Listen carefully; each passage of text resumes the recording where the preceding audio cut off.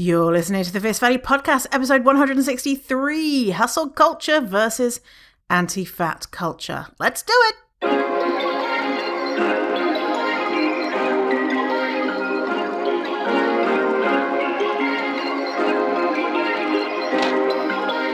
Perfect.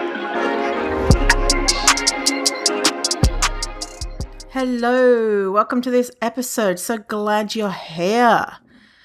I'm excited to talk about what we're going to talk about today. Before we do, just a little update on Ko-fi. Ko-fi is the place that you can donate if you like the podcast.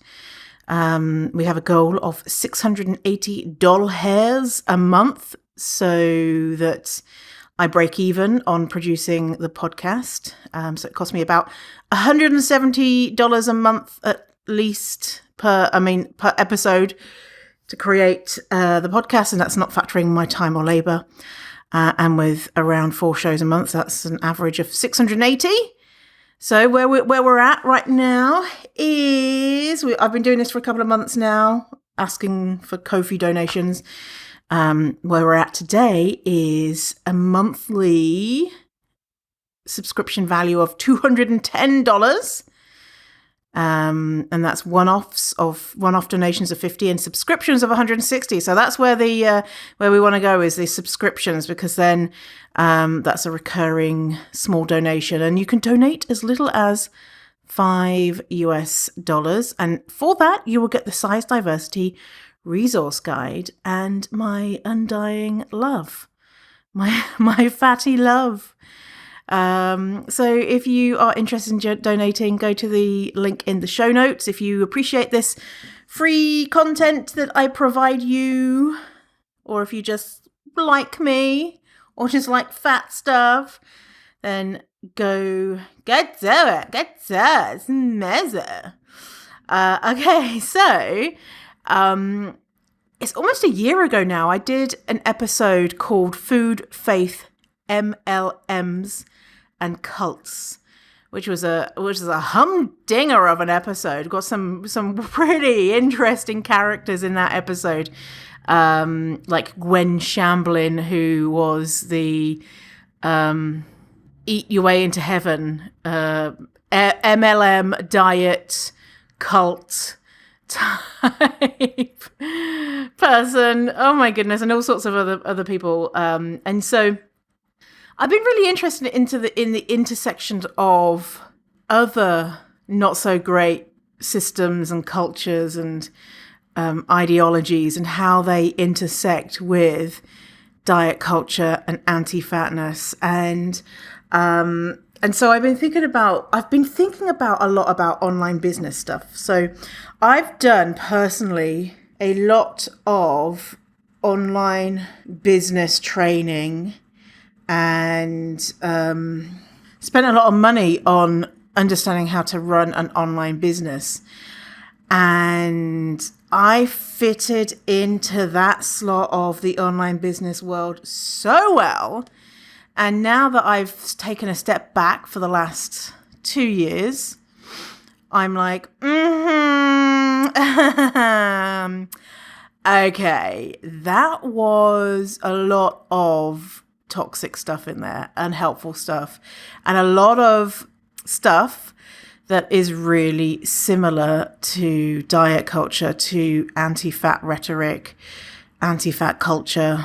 I'm just making up this term, anti-fat culture. I'm sure someone's said it before, but I like that. I like the focusing on anti-fat culture versus diet culture, because diet culture, I was watching this show. There was a bunch of fat activists on this show, this like talk show. It was great. And the host kept saying toxic diet culture. And I was thinking, I bet many in the audience will hear when they say toxic diet culture or even diet culture, I bet they will hear extreme dieting culture and not any dieting. And I mean, I feel like if people want to diet, go ahead. It's your body. You do what you want, right? But really, what is it that we're trying to say with diet culture? We're trying to say, anti-diet culture. What we're trying to say is we do not support anti-fatness. which is manifested in diet culture with a continued pressure and belief that thinness should be obtained and is easily obtained, and won't the fat people just get their shit together and get thin? And so I feel like we should step away from saying diet culture and be more explicit with our terms of anti-fat culture, because then people are not going to get confused of, well, I'm dieting for health reasons, therefore it's not based in systemic anti-fatness, because I'm not doing anything, I'm not doing a juice cleanse up my bum or something, because that's silly. That's toxic diet culture. I'm just doing it because, whatever. And again, if someone chooses to diet or pursue any type of weight loss, that's whatever, that's them, but it's this amorphous concept that fatness is immoral, unhealthy, bad, that we want to detangle, right? I sound like I sound like a guinea pig when I do that, right? Don't I? A guinea pig that's crying. Anyway, so I take inspiration from lots of different places, like everyone, getting inspired by different things. And so what inspired this podcast episode was a tweet thread from Amy Porto, Dr. Amy Porto, on the Twitter. And Amy has made some great points. Let me see who Amy is. What is Amy a doctor of? I'd love to know. Amy Porto says, disrupting the mainstream diet, health and fitness market with real science, a dash of humour and a bit of common sense. Yes, Amy Porto, I love it. Okay, so what Dr. Amy Porto said was the parallels between the messaging of diet culture and hustle culture. A thread. So this is from December 15th, 2022. And Dr. Amy says, both diet culture and hustle culture emphasize you aren't enough until you reach the, quote, goal, and then, only then will you be happy. Both diet culture and hustle culture emphasize you aren't working hard enough if you don't reach the goal. You just need to restrict more, move more, and work more. Both diet culture and hustle culture emphasize you, quote, failed because you didn't follow the rules correctly or do it right. The problem is you. Both diet culture and hustle culture emphasize you can't trust your body or your instincts and need the secrets discovered by a self-proclaimed expert. Both diet culture and hustle culture normalize and celebrate disordered habits. Both diet culture and hustle culture emphasize scheduling every minute to be productive, thus distracting you from sitting with uncomfortable emotions, having difficult conversations, and setting boundaries because you are so busy creating content and counting almonds. Neither the size of your pants nor the size of your bank account determines your value as a person. You are worthy today, just as you are. Thank you, Dr. Amy Porto. I'll link that to that thread in the show notes, should you want it. Show notes, fiercefatty.com/163. So I've been ruminating on this. Ruminating is the wrong word. Thinking about it, and I think we can go further. I think that there are even more, and I think on Twitter you've got a little box to say this, and Amy was probably just like, oh, here's some ideas, and not like, oh, let's make an hour-long podcast episode. So anyway, I wanted to expand on what Amy was saying, and I'm sure Amy's got lots of expansions that's there as well. But I was thinking about, when I was thinking about this, I was really thinking about white supremacy culture. White supremacy culture is something that it's so annoying to be in a friendship with me, because I'm always like, oh yeah, I'm thinking about, it's white supremacy culture, or I'm like, look at this belief. Oh yeah, it's probably me buying into white supremacy. I'm always just like, white supremacy culture, white supremacy culture. So I was like, everything comes down to it. Like, oh my goodness, my internalized white supremacist ideals that I'm trying to unlearn. Anyway, so Tima Okun from DR Works, links in the show notes, has has written about this, and their work is deeply tied to this. And you can just, if you do want to do a quick Google, just Google whitesupremacyculture.info and you'll find information. I've also got kind of like a cheat sheet that is available that Tema has made, which goes over the characteristics. And so this is in relation to work culture, but it manifests in all different types of cultures. And a really quick kind of, I'm going to go over them and then I'm going to come back to it later. White supremacy culture is perfectionism, sense of urgency, defensiveness, quantity over quality, only one right way, paternalism, either or thinking, power hoarding, fear of open conflict, individualism, I'm the only one, progress is bigger, more, objectivity, right to comfort, and worship of the written word. So that is what white supremacy culture is. I'm going to go in a little bit more, but I noticed that a lot of diet culture, anti-fat culture, hustle culture, millionaire seeking culture is really deeply intertwined with white supremacist culture, right? They're all kind of supporting each other, and how we don't even realize it, right? It's so you can be so innocent of like, oh, I have an online business, me, and I want to be successful, and I don't know how to run an online business, so I'm going to learn from people who've done it before.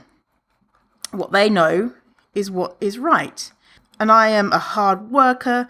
I'm going to do it. And if I don't succeed, it's my fault or the fault of people who are not succeeding. They're not working as hard. And now I've taken a step back. I'm like, oh, Nelly, that is a load of toxic shit. And what really did it for me was recognizing in a lot of the online business world communities, they have really invested in anti-fatness and never talk about privilege. They never talk about how, oh, hey, I'm a middle class, cis, het, white man who's non-disabled, living in America, and my parents have wealth, and I live in their basement, and so that is why I'm successful, right? Because I have access to resources and proximity to privilege. People don't say that because they want to sell this formula to success. And it's the same with diet culture too, of an anti-fat culture of I'm thin because of my hard work, not because of my proximity to privilege, the fact that I'm just a naturally thin person. Do what I say and you will also become thin. So let's break these down. Let's break these down into specific categories. I'm also going to have this as a post on the Instagrams. So if you like this and you want to refer to this, because I know sometimes listening to me talk and not being able to see, I've put this into like a grid type of thing. Not being able to see what I'm referring to, it sometimes can be, I like looking at things. Not everyone's like that, but that might be helpful. So check out the Instagram as we go through this. Okay, so I'm going to be talking about the characteristic, and then how anti-fat culture and then how hustle culture both have that same characteristic. Okay, so the first one is binary thinking, which, if you remember, that was a white supremacy culture, which was either or thinking. So binary, we're thinking here good, bad. And when you think about anti-fat culture, like ding, ding, ding, ding, ding, fatness is bad, thinness is good. Fat is unhealthy, thin is healthy. Some food is good and some food is bad. If you eat less and exercise more, you will have a thinner body. And how that relates to hustle culture, I've realized I've not even defined hustle culture. I'm just presuming you know what it is, but you might not. So I'm just going to Google hustle culture. So I'm going to read a definition for you. What is hustle culture? Hustle culture emphasizes a common modern workplace describes a common modern workplace environment that emphasizes hard work and long hours as the key to success. It becomes increasingly popular recently with the companies encouraging their employees to put extra effort and work hours for better results. Basically, hustle culture is, a lot of it is as well tied with the online business world of if you start a business or if you have a side hustle culture is if work, you're going to be successful as long as you work hard, as long as you sacrifice. And if you are not successful, it's because you didn't work hard enough, you didn't sacrifice, or you don't know the secrets, and pay this influencer to tell you the secrets. So that's hustle culture. And it can be in any environment, really. Like, we're talking about the workplace, but, you could be at the gym and they can say hustle, like, don't listen to what your body is saying, that kind of push yourself beyond what feels good. So the binary thinking in hustle culture is working hard is good. Those who don't are lazy. If I follow the rules and work hard, I will be rich. Those who aren't rich are unintelligent and unwilling to hustle. So that binary thinking, if we think about it, before I went on diets, I had this self-belief, which was other people fail at diets because they don't try. They give up at the first hurdle. They're not really committed. Not like me. I am going to go hardcore on this. I am going to do this one diet, become thin, and forever be happy. And I know that I can trust myself because I really want this. I really, really want this. And I have self-discipline. That was my thinking. And then did the diet and was able to successfully lose weight temporarily. And then obviously was not able to sustain the diet because I have this thing called a pesky thing called a human body. It turns out it needs food and it needs rest. Weird. And then with hustle culture too, being in the online world, it was same. I had the same belief and I did not connect it to anti-fat stuff, which was, I believe in myself. So I've always had this belief in myself.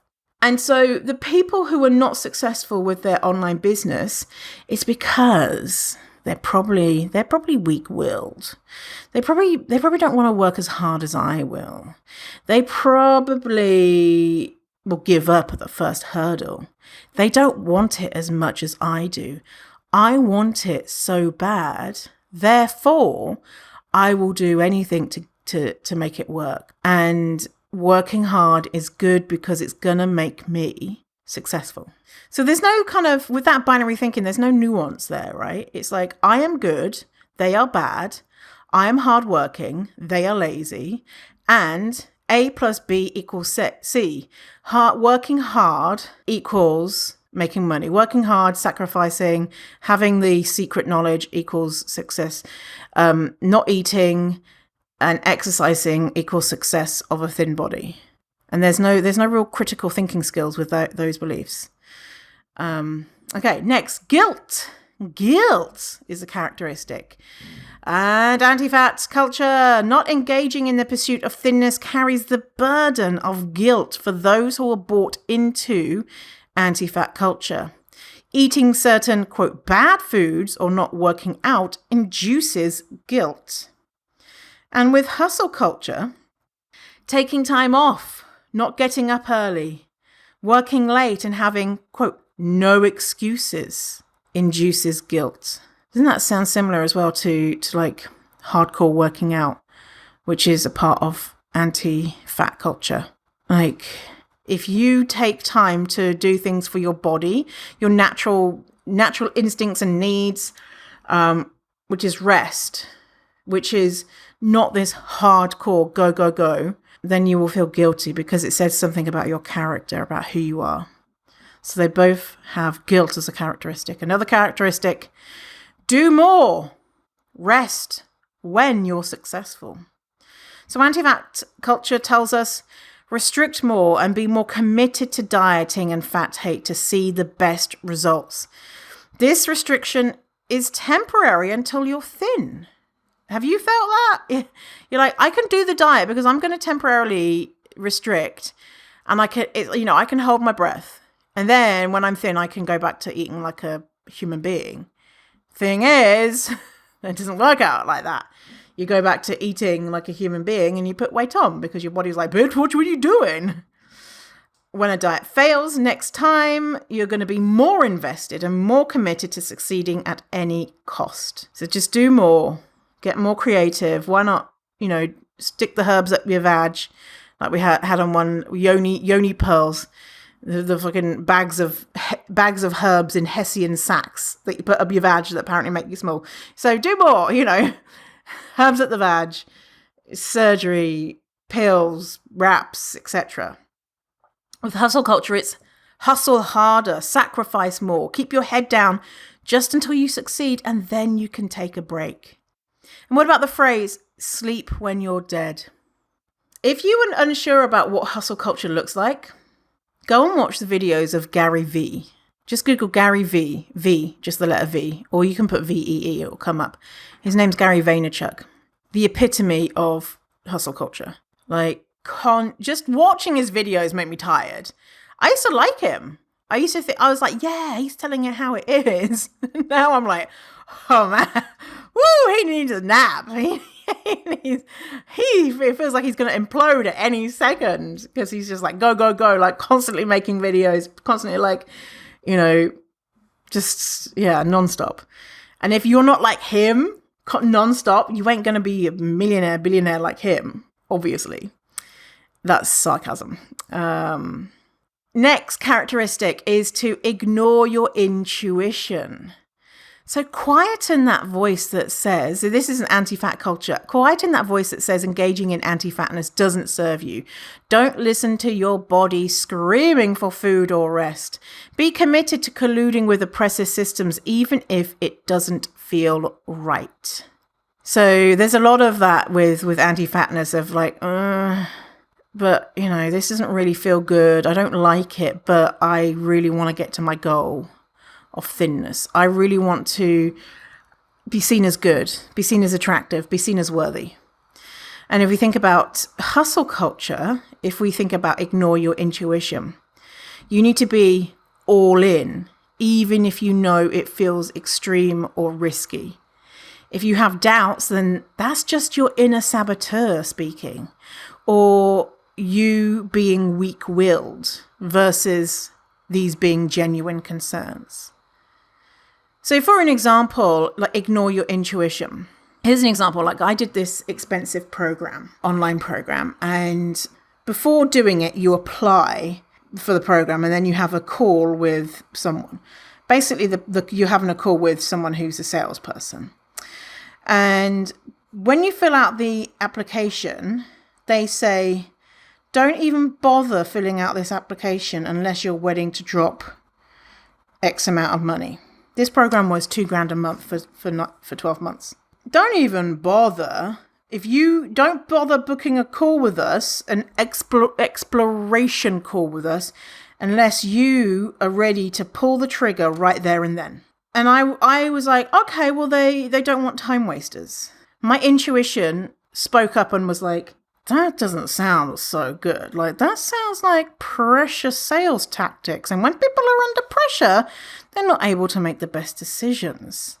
The power balance is unequal here. What's going on? Basically, they're telling you have to enroll. You can't even gather information. You have to get the information and immediately enroll. That doesn't sound so good.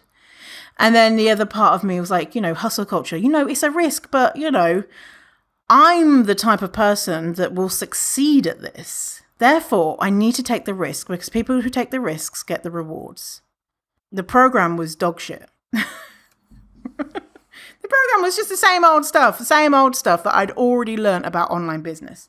Luckily, I stopped paying because I was like, this is fucked up. And also, they were super anti-fat. And I messaged the CEO saying, whoa, this is really inappropriate.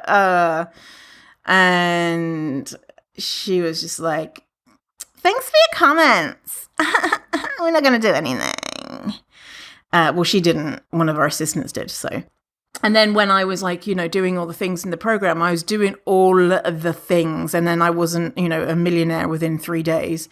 I remember having a call with one of the teachers in the group. And I said, I'm doing A, B, C, D, E, F, G, H, I, J, doing everything. They were like, yeah, you are doing everything. I don't know why then you're not, rolling in money. And then the coach was like, I know what it is. You have a mindset issue. You must not want to be successful, so you're sabotaging yourself in some way. Absolute, utter dog shit. Like that for me, that was the final straw. It was like, no. That is not what's happening. Because it's kind of like, well, we can't take the blame for something, our program not working. We have to put it on you. And if you complain, it makes you a sore loser. You weren't really doing the work. Think about that with diet culture. You weren't really doing the diet. Yeah. Okay, so engage in damaging behaviors. That's a characteristic. How does that fit in with anti-fat diet, anti-fat culture? Well, engage in damaging behaviors. It doesn't matter how. Get thin and stay thin. Who cares if this is bad for your health? You'll be thin. With hustle culture, it doesn't matter how get rich and stay rich. Who cares if this is bad for your mental health? You'll be rich. Who cares what you need to do to get there? Okay, the next characteristic is be busy. In anti-fat culture, if you have time to rest, you have time to work out. It only takes X minutes to do a workout. Take the stairs, not the elevator. So constantly be thinking about your body and how not to be fat. Not pursuing thinness means that you are lazy, and laziness is immoral. How being busy relates to hustle culture. You mustn't really want it if you watch Netflix or take time off. Other people who are really committed work till midnight and get up at 5 a.m. You're lazy if you don't. If you have time for friends and family, then you have time to work more. So be busy. Again, this is denying, basic human functions of we can't just do that, long term, even short term. Like, if I have 1 or 2 social events in a week, I'm done. If I have a particularly busy day at work, I'm like, no, I can't. I just can't do anything. And whereas before I would have been like, nah, you're so lazy. I'm still unlearning laziness being a myth and the roots of laziness. There's a really good book, Laziness is a Myth? Laziness is a Lie? Devon Price, a really cool trans author. Anyway, it's really interesting. Basically, be lazy. Be lazy. It's good for you. And it's aligned with social justice. But with any of those things, you have to be busy because that's an opportunity you're missing out on because you're weak if you want to rest. The thing is, we don't want to rest. We do, but what I'm saying is we need to rest. It's not like this fluffy kind of, I'm just feeling just wild today, and so I'm going to just, sleep. No, I'm a human, and I if I want to continue to be alive, I need to sleep, eat, rest, have a nap, watch Netflix, Okay, the next is trust the, quote, experts. Trust the experts. So in anti-fat culture, a few people have seen success, and they know how to do it, and so I must follow their advice as they are experts in being thin. There is a secret formula, and I will learn it from the experts. The amount of dietitians and nutritionists and anyone in the wellness space who get into the wellness space to learn how to be thin, to learn what the secret is, and then they realize there is no secret, and they're like, oh, fuck! I've devoted like so many hours of my life to learning the secret. And it turns out it's not avocados that's going to make you thin or whatever. And that's what I feel like a lot of anti-diet dietitians, that's their story, Not all of them, obviously, but a lot of them, they will tell you, yep, I got in because I wanted to learn the secrets. I wanted to know how to finally control this out of control body of mine, this perceived addiction to food, and then realizing, oh shit, no, like there is no secret and I'm not addicted to food. I'm just really fucking hungry. And then are dedicated to spreading that knowledge to others. And some people, obviously, most dietitians go into that without that realization and continue to trying to search for the secret. And that's how we would look at people who are successfully thin. And even though they might have always been thin, or, thin is just a natural characteristic of who they are, and see them as experts in that if I do it their way, they've been successful, therefore I will be successful. With hustle culture, it's the same. There are a few people who do see success. And if I follow their advice, how could I not be rich?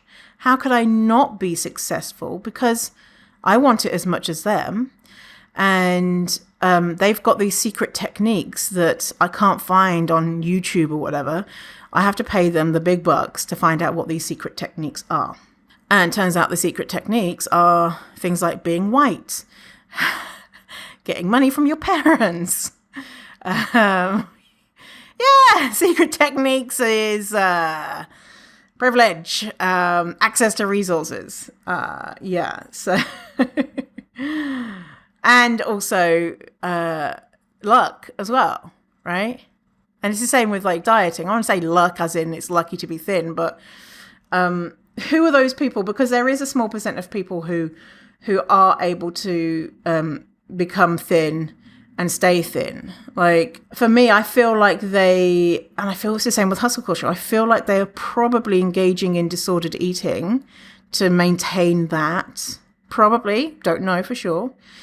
And I feel like with hustle culture, they are probably engaging in unethical practices to some degree. I'm not saying unethical like they're stealing money from people, but, maybe being a bit more coercive than really they know, they wouldn't like to think of themselves like that, but maybe they are being coercive. One of my favorite influencers who are in the online space who I really liked because he is a fat gay guy. He actually walked away from the online business world because he found it to be, he couldn't align with his morals, with his values, the coercion that he had to engage in to be successful. So he just walked away from it. And I thought that was really cool. And it just goes to show kind of like, what are the other people who are successful doing? And I know because they would teach the techniques of, there was one person that would be teaching persuasion revolution. And it was like ethically manipulating people. And I was like, even then I was like, can you ethically manipulate people? I don't know. That doesn't sound... Or using psychology to get people to give you their money. Anyway, so the next characteristic is things not being based on evidence. So the evidence shows us that the vast majority of people will not lose weight. But when you're in anti-fat culture, you are not looking at that evidence. Even if you knew it at the time. You probably didn't know it at the time. I didn't know it at the time. But even if you did. Because I probably knew at the time that maybe I knew like only 50% of people lose weight. Maybe that's what I believed. If it was, imagine if that was true. Only 50%. And I was like, I'm going to be in that 50% because this bitch wants it. And I'm going to work really hard and I'm not going to be lazy like the other fat people who are still fat. And so I was ignoring evidence, or I was not presented with the evidence, right? So anti-fatness is not based on evidence. The idea that fatness is unhealthy and that it's easy to become not fat is not based in good evidence, right? And with hustle culture, the vast majority of people are not going to become millionaires who are think about, that fucking dick smear Andrew Tate. Andrew Tate, if you don't know him, I was going to say Google him. Probably don't. But there was a Vice documentary that came out recently, which was interviewing him. And he's just an absolute boil that needs to be lanced. Like, he is horrid. His politics and the way he treats women and the way that he talks to people. Anyway, so he that his whole rhetoric has this thing called, it's called Hustler University. It's called Hustler University. Which is also a scam. It's a pyramid scheme. So the Hustler University, they teach you, come in and then recruit other people to come in, and that's how you're going to go become a millionaire, which is not. It's not going to work. And so that's all of that rhetoric around. If you want it, you'll do it. You'll hustle your way. And there's not that evidence, right? There's no evidence that all you need to do is buy a $12.99 course, and then you'll become a millionaire. It's not evidence-based. Imagine, because then we'd all be millionaires if that's all it took. And then, well, they're saying, and you have to hustle, right? You can't just buy the course. You have to hustle. And what does that mean? What does that mean? Hustle. Have privilege. So that's the next one. The next characteristic is denying privilege. So those who are successfully thin did it because they are better than the greedy, out of control fat people. It has nothing to do with their natural body type and access to resources. And with hustle culture, those who are rich are the ones who have hustled the most, who worked the hardest and knew the secrets. It has nothing to do with their proximity to privilege and access to resources. So, what we don't know about most of these hustlers, the gurus that we're looking up to, is that they had access to a ton of things that the average person might not have access to. But their story will be, I came from nothing. Like that one of the Kardashians had that magazine cover that said self-made billionaire. And it's like, are they? Did they have millionaire parents? Are they self-made? And then you might have some people who were like, I think Gary Vee, who's like, I am self-made. I don't know, I don't know his story, but let's pretend that they came from a very poor family. And I don't know. He had difficult circumstances. He is still a white presenting person. He's still a man. He still lives in America. He still has a personality type that he's able to communicate, right? He's able to influence. And then all of those other things that we don't know about, like, did he have access to like friendships that meant that he was going to get funding, or did he have a mother that said, you can live in my spare bedroom for free? What else did he have that he's not telling us? Did he exploit others to get to that place? Did he, have people working for him and then paying them nothing? And they did that hard work. And he's saying, it's all me. But he was like exploiting other people. I don't know his story. But from the people that I've learnt from, I've been like, well, okay, well, I don't have a basement that I can live in. I'm not living in this swanky location or whatever. And the success I have seen, I really feel like I have this personality privilege. Obviously, I have white privilege. I'm non-disabled. I live in Canada. I have a British accent that a lot of people presume that I have a level of intelligence that I might not have. And I think, a lot of that stuff. And then I think maybe, luck.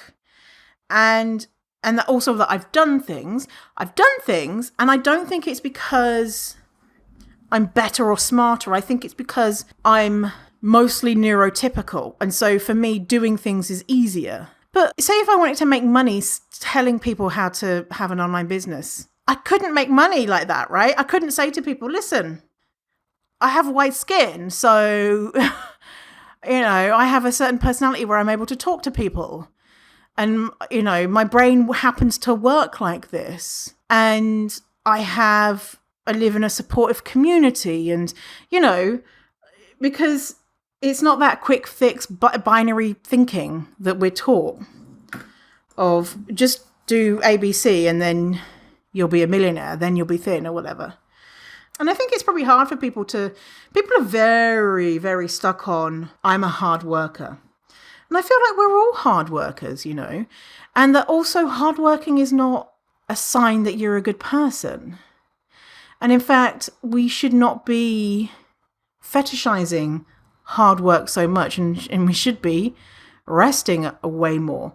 But, I really don't believe that people are out there saying, I don't want to engage in things that feel productive to me, as long as, their mental health is good.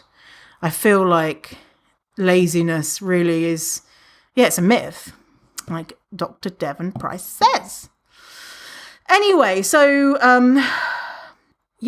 a lot of people who have privilege in the world, rich, thin, etc., they didn't get that privilege because of the contents of their character and them being a good person.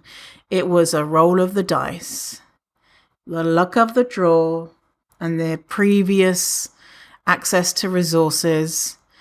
And they probably worked hard too, but everyone is working hard, and not everyone is going to see the same success. Like, one person could be thin, and as we know, 100 people could follow the exact same diet, and it's only that one person, or maybe one or two other, that will see similar success. And it's the same with hustle culture. Honestly, I actually, with all of the time that I was in the online business world, I don't know of anyone who has become a millionaire. I don't know anyone who's become really, really rich. I know people who are able to pay their bills, and that's where I got to. Able to pay my bills, able to pay my rent, And imagine if they sold programs like that. Like if they were true, right? If it was based in reality of give me all your money and you, after 5 years, will get to the place where you can just about pay your rent. Or with the diet one, give me like loads of money and spend so much time dieting and you'll temporarily lose 4 pounds and then you'll put back on 7. And you're like, Or, I'm the case of like with the online business thing. I think I'm very lucky that I'm able to pay my rent. Right. And so for the most people, it would be give me your money and I'll take all your money and then you'll have to go back and get a job and then feel like a giant failure. I think that's like most people's experiences, unfortunately. And I don't want, if people are thinking about going into the online business world, I don't want to make you feel like shit and be like, oh, it's never going to work. It can absolutely work. And also it depends on your level of privilege and luck. And if it doesn't work for you, I really don't think it's got a lot to do with who you are as a person in regards to your morality and your ability to get things done, Okay, so both are invested in white supremacy culture. So anti-fatness is invested in perfectionism and defensiveness. Perfectionism of your body. Defensiveness in regards to defensiveness of the status quo, of the science, of the information that we now know about fat people and about diets. Hustle culture, individualism. Individualism being I am not going to be working in a group. I need to do this alone. And so we have a lot of people who are solo entrepreneurs and feeling like no one else can do it as good as them, and lacking skills of working in teams and delegating, and also power hoarding. So power hoarding, as we know, there are only the percent of rich people versus people who are not rich. And most people in the world are not rich, right? Just because you make, 100 grand, that doesn't make you a rich person. I'm talking about people who are millionaires. right? Both show signs of progress is more. So progress is more, bigger, so that's keep growing no matter what. We just want to keep going and getting bigger. And that's with diet culture, that's, even if you get thin, you're still not thin enough. Even if you are thin enough, then you're going to get old, so you're aging, so that's not good enough. The amount of times that people have lost weight and they still don't feel enough. And so it's like more. With hustle culture, more money all the time. One right way with anti-fat culture is the right way to have a body is to have a thin body, and the right way to get a thin body is to diet and exercise. One right way in hustle culture is the way that the influencer will teach you to become rich, wanting to do things a little bit more ethically. No. Either or thinking, so that's that black and white binary thinking. Objectivity. So objectivity means that the belief that there is such a thing as being objective or neutral, and the belief that emotions are inherently destructive, irrational, and should not play a role in decision making. And so that this is the objectivity, like the belief that privilege doesn't have any bearing on success, and people choose to be poor or choose to be fat, and those who are not successful are complainers or losers or whatever. Quantity over quality, that's the lose weight no matter what, become rich no matter what. And paternalism. Paternalism being decision-making is clear to those with power and unclear to those without it. Those with power think that they are capable of making decisions for and in the interests of those without power. Those with power often don't think it is important or necessary to understand the viewpoint or experience of those for whom they are making decisions. Those without power understand that they do not have it and understand who does. Those without power do not really know how decisions get made and who makes what decisions, and yet they are completely familiar with the impact of those decisions on them. So that's an example from the workplace. Tammy wrote that. And so with anti-fat culture, we have O-word experts just trying to save fatties from themselves. They know what fat people need to do to get thin, and will ignore fat people's experiences because they're not interesting or relevant, because they're just filled with excuses as to why they're fat and aren't successfully losing weight.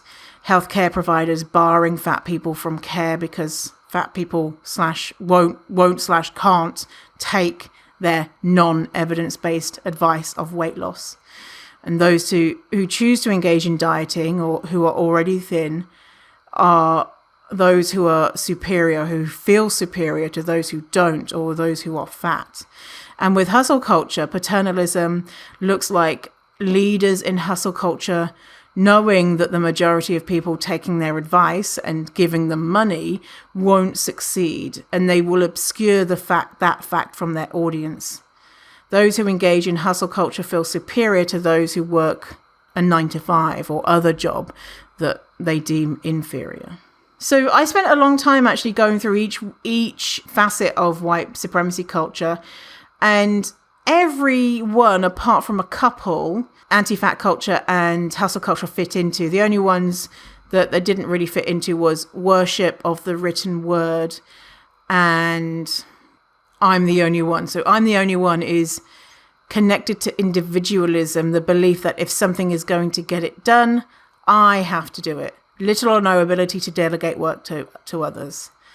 So, I mean, it probably fits in some way, but I wasn't able to see how it was. So both are committed to white supremacy. Next, another characteristic is moral superiority.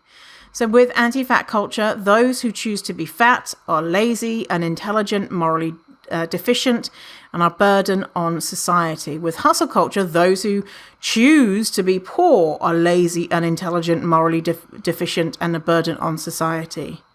So the idea that there is a clear choice that people are making, and that choice causes a burden to others, and people who make the choice to be good are morally superior. I don't know about you, but there's so many times that I have had a thinner body and I've felt so morally superior to people who had bigger bodies. Like, I had my shit together and they didn't. And it was temporary, right? And then I felt like a bag of shit.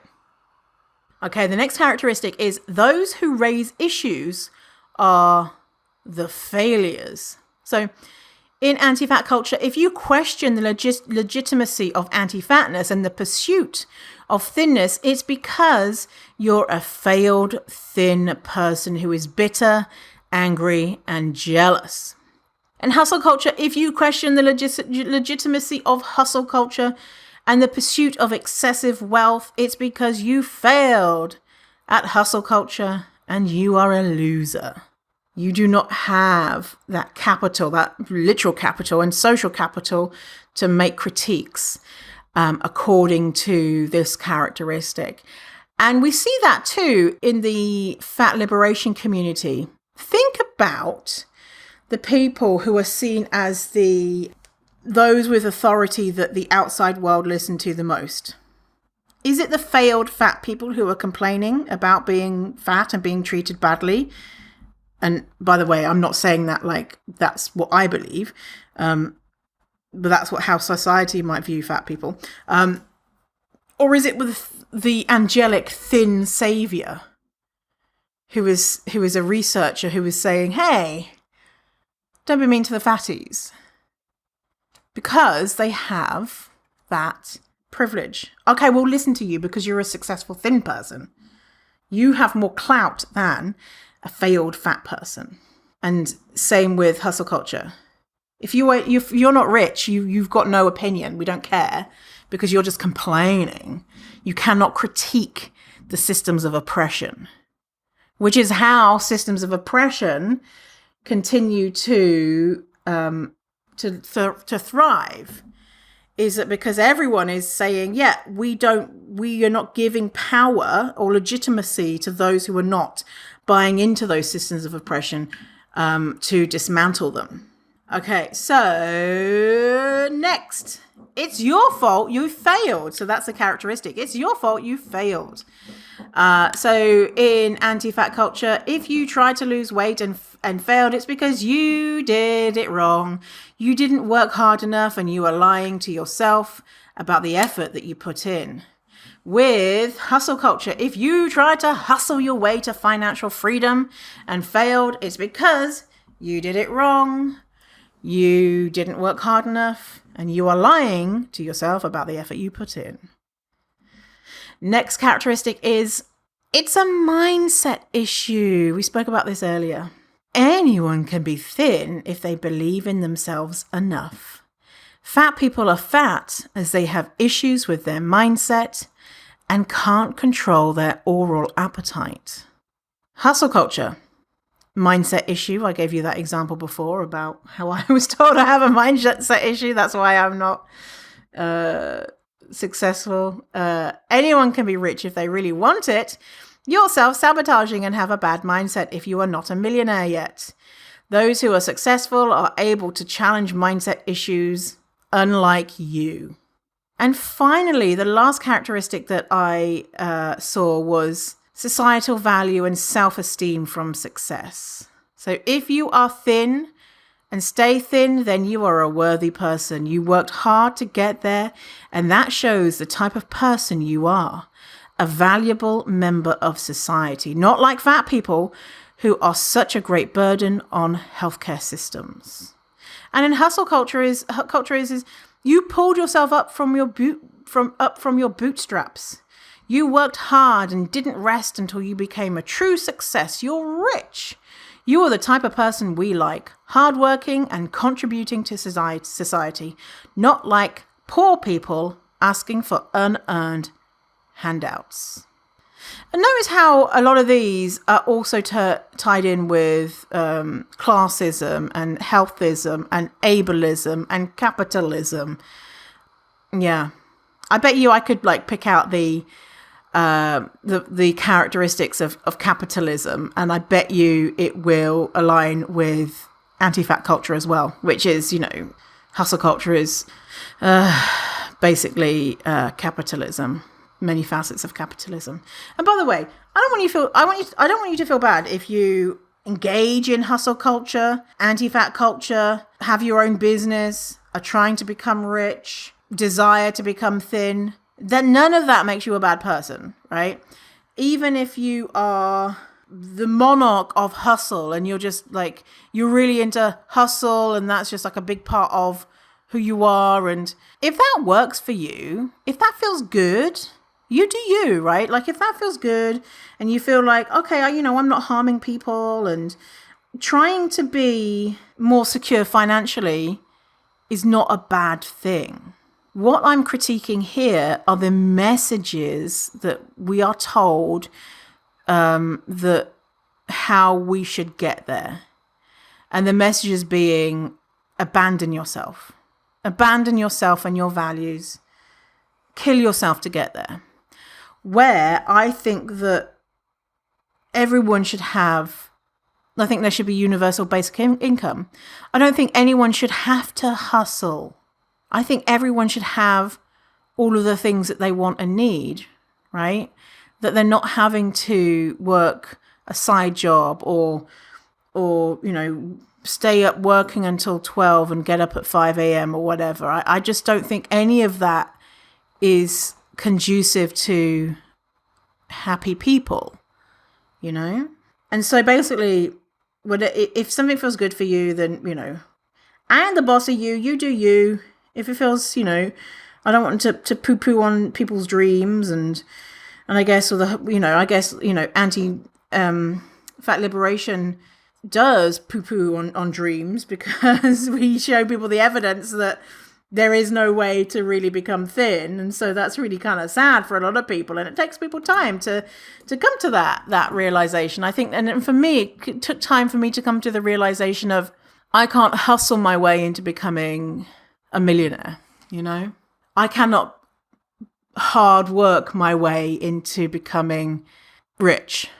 That's hard to think about, right? Especially if you've committed a lot of time and energy to trying to do that. And now where I'm at now is like, hey, I'd like to have a normal life, like I would like to go on vacation and,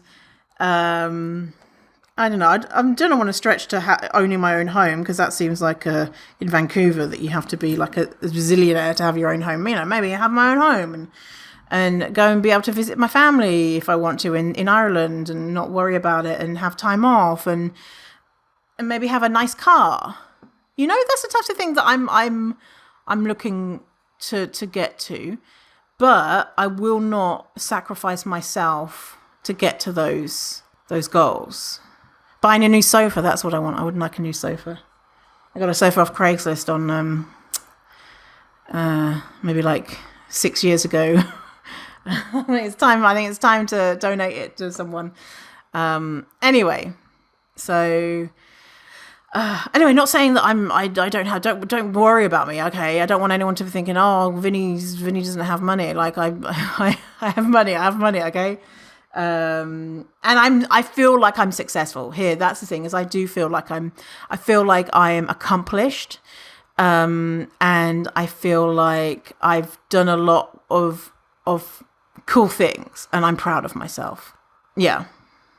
And also I forgive myself for engaging in hustle culture and not knowing better. Because I know better now. Anyway, I'm going to stop rambling. I'm always just thinking about, how many times, I think sometimes on the podcast, I'm like, oh, Vinny, everyone thinks you're a bad person. Oh, all those things that you shared. I guess it's vulnerability hangover, right? Those things that you shared, that just made you look like a right dickhead. And people think that you're superior to them because they do some hustle stuff and they were on a diet one time and they think that you think that they're a piece of shit and that you're better. Like, all these things go in my head. I just thought I'd share that with you because you're probably not thinking those things. And even if you are, I can't change your mind. I guess I'm trying to change your mind right now. But I just find it interesting how I don't know you, but I have this need for you to like me. I feel so like funny saying that, like vulnerable saying that. I mean, I think that's everyone's experience, right? Is wanting to be liked. Yeah. I guess sometimes I feel like that I'm tricking people into liking me, because if they knew the real me, then they'd be like, oh, fuck that, Vinny, they're a dickhead. And I don't think that's actually true, right? You know, maybe sometimes I'm a dickhead, but I think most of the time I'm just an average person. So now I'm going to stop talking. And I guess I'll see you in the next episode. I hope you stay fierce, fatty, and I will see you in a while. Alligator. Okay, bye.